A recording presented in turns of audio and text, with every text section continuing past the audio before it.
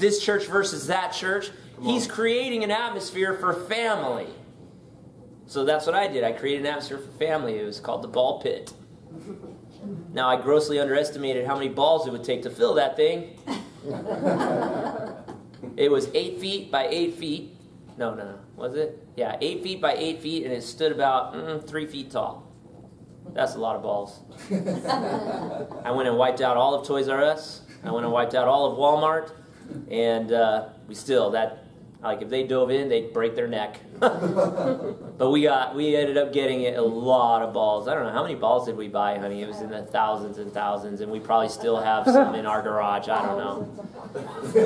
But what we were trying to do is build an atmosphere for family, and that's what God did. Skip on over to page 30. What was the purpose of God as Father? Romans chapter 8, verse 29. For God knew His people in advance, and He chose them to become like His Son, so that His Son would be the firstborn among many brothers and sisters. Isn't that can you imagine that? That God knew His people in advance, and He chose you and I to be like His Son. That's a pretty humbling thought. That's a pretty humbling thought.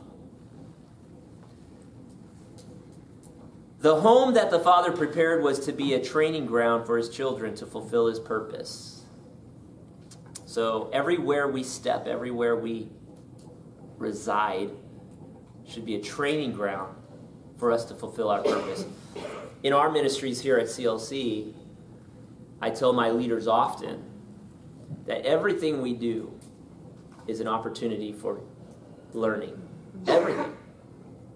Why? Because I truly believe that the Father is preparing us. Everything we do is in preparation to fulfilling our call in life. Yeah.